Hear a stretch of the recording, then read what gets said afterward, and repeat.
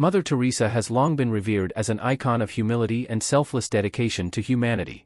Yet, few knew that behind her constant smile, she endured silent suffering for decades. Just before her death, she revealed terrifying secrets that shook the world. What you're about to discover will send shivers down your spine. Prepare yourself as we explore Mother Teresa's heartbreaking ordeals and the shocking truths that challenge everything we thought we knew about her. Chapter 1: Mother Teresa. Mother Teresa, also known as Saint Teresa of Calcutta, was a Catholic nun and missionary who dedicated her life to serving the poorest of the poor in India. In 1950, she founded the Missionaries of Charity, a congregation committed to caring for the sick, hungry, homeless, and dying. With her sisters, she opened orphanages, hospices, and clinics, providing compassionate care worldwide, including in India, Africa, and America. Her life was marked by charity, compassion, self-denial, and devotion to God. She even refused personal recognition and monetary rewards, including the Nobel Peace Prize money, which she donated to support the Missionaries of Charity's orphanages and elderly homes. But was her life truly perfect, both spiritually and physically? Mother Teresa's global impact and influence led many to perceive her as flawless. However, like many people of virtue, she was not immune to spiritual struggles. The devil often attempts to undermine such figures, afflicting their faith. For Mother Teresa, this led many to question whether her faith and works were as unwavering as they seemed. After her death, writings revealed a much deeper and more complex spiritual journey. Mother Teresa, like many saints of the past, experienced what is known as the dark night of the soul, a spiritual crisis filled with doubt, emptiness, and a sense of separation from God. This concept, famously written about by Spanish mystic Saint John of the Cross, describes periods of intense inner struggle. Saint Francis of Assisi, another beloved saint known for his devotion to God and love of nature, is also believed to have experienced this dark night. Though historical accounts of his experience are scarce, it is said that he, too, faced moments of deep spiritual desolation. As more of Mother Teresa's writings came to light, they revealed a woman whose struggles and doubts were much more profound than the public ever realized. What were these terrifying revelations? Keep reading to find out. In his pursuit of a closer relationship with God, Saint Francis may have experienced moments of feeling abandoned, doubtful, or spiritually dry during his dark nights. Despite these challenges, he endured with faith, perseverance, and prayer, eventually emerging with a deeper understanding of God's love and a stronger commitment to his spiritual journey. But will the same hold true for Mother Teresa? Mother Teresa's dark night of the soul refers to a prolonged period of spiritual desolation, during which she felt an overwhelming sense of emptiness and doubt in her faith. Despite these inner struggles, which lasted for decades, she continued her humanitarian work, even while feeling disconnected from God. Her perseverance through this profound spiritual trial has cemented her as an enduring symbol of faith and resilience. For decades, Mother Teresa's life was marked by internal battles, hopelessness, and desolation as she wrestled with doubts about God's existence, the meaning of her faith, and whether her efforts were truly helping humanity. These inner turmoils were revealed in her private letters and conversations with her confessors, uncovering a hidden side of her life that surprised even those closest to her. Mother Teresa passed away on September 5, 1997. Since then, new revelations about her inner life have emerged, shocking many who believed they knew her well. Behind the radiant external presence that people saw, her inner world was a vast, empty cavern, zones of almost complete darkness.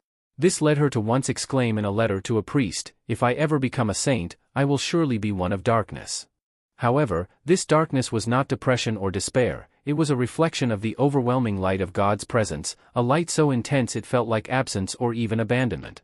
On May 17, 1964, she described her inner state with these astonishing words: "To be in love and yet not to love, to live by faith and yet not to believe. To spend myself and yet be in total darkness." Years earlier, on February 28, 1957, she wrote, "There is so much contradiction in my soul. Such deep longing for God, so deep that it is painful, continual suffering, and yet not wanted by God, repulsed, empty, no faith, no love, no zeal, and heaven means nothing. It looks like an empty place, yet there is this torturing longing for God." These revelations about the night that Mother Teresa endured for so long have cast new light on the depth of her spiritual struggles. One remarkable secret that emerged after Mother Teresa's death in 1997 was one she had tried for years to keep hidden with her characteristic modesty. In addition to being a woman of immense practical kindness, she also received a series of mystical visions and divine expressions. These profound experiences occurred just before she began her mission in the slums, serving the poorest of the poor. Jesus himself asked her, in vivid terms, to change her life entirely and establish a new religious society of nuns, known as the Missionaries of Charity. I want Indian nuns, missionaries of charity, who would be my fire of love amongst the poor, the sick, the dying, and the little children, Jesus told her in 1946.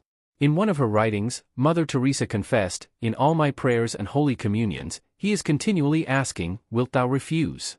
Frightened by the enormity of what was being asked of her, and aware of her own limitations, she humbly replied, my own Jesus, what you ask is beyond me, I can hardly understand half of the things you want. I am unworthy, I am sinful, I am weak. Yet, despite her hesitation, she later heard Jesus reassuring her, you are, I know, the most incapable person, weak and sinful, but just because you are that, I want to use you for my glory. Wilt thou refuse?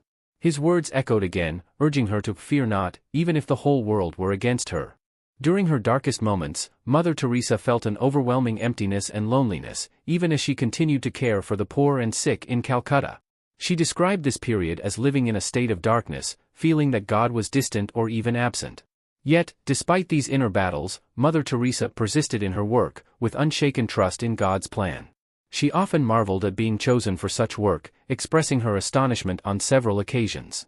In this age, more than in any other, God wants to use nothing, she declared. The word nothing became a recurring theme for her. In one conversation, she remarked, Father Paul, when you discover you're nothing, rejoice. She explained that being nothing wasn't about low self-esteem but about the profound realization of one's humility before God. In her private writings, Mother Teresa questioned whether her strong faith, which attracted so many people to God, was deceiving them. She was bewildered by the contrast between the blessings that seemed to flow through her to others and the darkness and emptiness she felt within herself.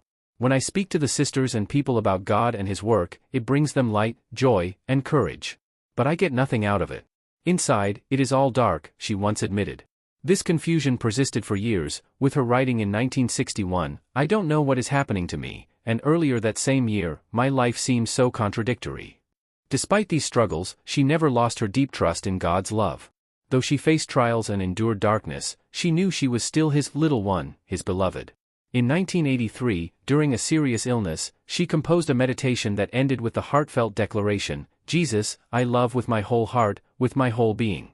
I have given Him all, even my sins, and He has espoused me to Himself in tenderness and love.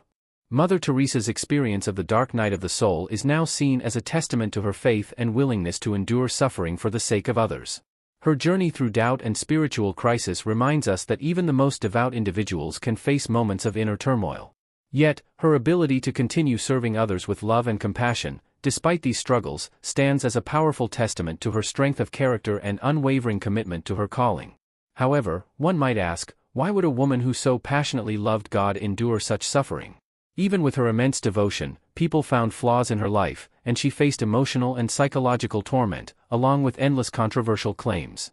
Chapter 2, Controversies about Mother Teresa continues this exploration of her remarkable life. Mother Teresa, though a small woman, had an undeniably commanding presence. She became a global icon whose humanitarian work touched lives across continents, from Asia to America and Africa. However, despite her renowned reputation, questions arose about her true intentions. Was she as perfect as she appeared? Did she genuinely mean well for the people under her care? Dr. Jack Prager, a British doctor who began treating the poor for free in 1972, encountered Mother Teresa's work through a BBC documentary.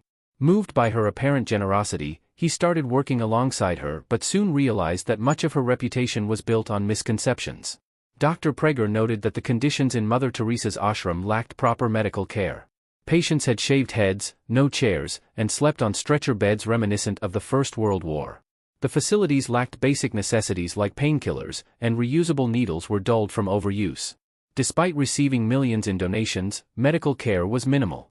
One heartbreaking example involved a young woman with severe burns, who had no access to painkillers. Dr. Prager managed to smuggle morphine to ease her suffering. He also witnessed the neglect of a 15-year-old boy who could have survived a simple kidney operation but was denied help. When asked why he couldn't be taken to a hospital, Mother Teresa responded that if one person was helped, everyone would expect the same. Despite having enough funds to run a modern hospital, her priority was not medical care. She once remarked, "We are not social workers, the work is only a means to put our love for Christ into action. Even donated medical supplies were left unused. Mother Teresa's spiritual mission was deeply tied to suffering. Could this have been influenced by her own spiritual struggles? Mary Johnson, who worked as a missionary for 20 years before leaving the organization, wrote about the harsh conditions for the nuns. They were required to live in poverty, beg for alms, and were only allowed 2 sets of saris. Personal freedom was restricted, as they were not permitted to bathe daily, go out alone, watch TV, read newspapers, or even talk with coworkers about anything other than work. Family visits were limited to a single letter per month. These claims, though controversial, came from individuals who had worked closely with Mother Teresa. How did she navigate such controversies, and could there be any truth to them? In the face of endless criticism, Mother Teresa's commitment to her faith remained unwavering. Over time, she began to view her struggles as something different from the traditional, dark night of the soul. She saw it as an integral part of her vocation. Even as a young woman in Skopje, she had longed to serve the poor. After becoming a missionary nun, she spent her Sundays helping the slum dwellers near the Loreto compound. Upon receiving her call within a call, she committed the rest of her life to the poor, the sick, the lonely, and the dying, embracing their poverty as her own. For Mother Teresa, her work was a calling from Christ, who she believed asked her to minister to the poor in his distressing disguise. She realized that her inner poverty and darkness were her way of sharing in Christ's suffering. Remembering the vow she made in 1942 to never deny God anything he asked of her, she understood that this also meant embracing his withdrawal. She often said, "We must know exactly what is in our yes to God." Yes means, I surrender, totally, fully, without counting the cost. For her, this surrender meant accepting whatever God gave and giving whatever he chose to take away. Mother Teresa's life was marked by her acceptance of the burden of Christ's passion. She understood her inner darkness as an inevitable aspect of her calling, known as the call within a call. Remarkably, she even grew to love this darkness, seeing it as a part, a very, very small part of Jesus' darkness and pain on earth. Despite her solemn mission of serving the poorest of the poor, she was not without warmth. Mother Teresa was known for her lively sense of humor, and nothing pleased her more than seeing the joy in the young women who joined her congregation to work for the poor. In one instance, she wrote about a group of missionary of charity aspirants in 1966, the Epiphany aspirants, 34 in number, young, healthy, full of zeal, make the house vibrate with laughter. I have had little chance to enjoy their company, but I can hear them even in the train, as my heart and mind are very close to them. Mother Teresa was always quick to catch a joke or see humor in any situation. In one letter, she humorously complained to a friend, saying, "When I write regularly, the sisters say I am in first class, if less, second and third class. When I neglect them, they say I am in 0 class. I think I will also put you in 0 class if you don't write." Her wit also shone through in a talk delivered in 1981, where she recalled being asked what she would do when she was no longer Mother General. She quipped, "I am first class in cleaning toilets and drains." One day, Mother Teresa narrated a dream she had during her early months working in the slums of Calcutta. She described finding herself at the gates of paradise, filled with joy. But as she was about to enter, St. Peter blocked her way, saying, "You can't come in here, there are no slums up here." Mother Teresa, furious, replied, "All right, I will go back. But I'm going to return here, Peter, and I will fill this heaven of yours with all my people from the slums." She shared this story in October 1994, laughing with her eyes from start to finish. But how did Mother Teresa come to be recognized as a saint? Was she truly deserving of the title? Her legacy is profound and enduring. She inspired countless individuals across the world to follow in her footsteps, committing themselves to make a difference in the lives of the marginalized. Her most significant contribution was her unwavering commitment to serving those society had abandoned. Along with her sisters, she ministered to those living in extreme poverty, providing food, shelter, medical care, and love. To her, every person deserved dignity and respect, and she worked tirelessly to alleviate their suffering. Mother Teresa's work also went beyond physical care. She believed the greatest poverty was not material but spiritual. She often spoke of loneliness and spiritual emptiness as the true forms of poverty. Through her selfless service, she inspired others to cultivate empathy, kindness, and love. Her message of love, forgiveness, and humility continues to inspire those seeking to build a more compassionate world. Mother Teresa also advocated for peace and justice globally. As a Nobel Peace Prize laureate, she spoke against war, violence, and injustice, calling for reconciliation and understanding among nations and religions. She believed that true peace could only be achieved through love and compassion and encouraged individuals to work together for the common good.